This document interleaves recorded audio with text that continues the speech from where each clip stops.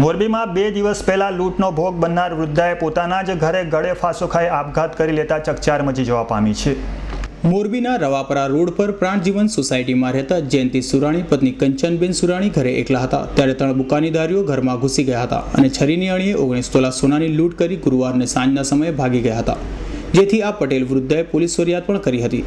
હજુ તો પોલીસ આ લૂંટના બનાવમાં કાંઈ ઉકેલી શકી નથી। ત્યાં આજે બપોરના સમયે લૂંટનો ભોગ બનનાર વૃદ્ધાએ પોતાના ઘરે ગળે ફાંસો ખાઈ આપઘાત કર્યો હતો અને ઘટનાની જાણ થતાં પોલીસ ઘટના સ્થળે દોડી ગઈ હતી અને મૃતદેહને પીએમ માટે હોસ્પિટલે ખસેડ્યો હતો। આ વાતની જાણ વાયુવેગે શહેરમાં ફેલાતા શહેર ભાજપ પ્રમુખ, પાલિકાના પ્રમુખ સહિતના રાજકીય અગ્રણીઓ ત્યાં દોડી ગયા હતા। હાલ તો આ વૃદ્ધાએ કયા કારણસર આ પગલું ભર્યું તે અંગે પોલીસે વધુ તપાસ હાથ ધરી છે। કંચનબેન જયંતિભાઈ પટેલ ઉંમર 52 પડે ગળે ફાંસો ખાઈને આત્મઘાત કરેલી જાહેરાત મળે એટલે બનાવડી જગ્યાએ જઈ મરનાર બેનની લાશનો ઇન્ક્વેસ્ટ પંચનામું કરી લાશ પીએમ માટે મોકલે છે।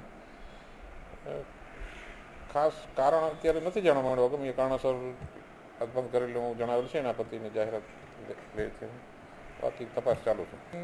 ના ઘરે 2 દિવસ પહેલાં કોઈ 3 અજાણ્યા માણસો આવીને સોનાના દાગીનાની લૂંટ કરી ગયેલ, જે બાબતની બેને ફરિયાદ આપેલી તેની તપાસ ચાલુ છે અને એ ફરિયાદ આપનાર બેને જ આપઘાત કર્યો છે।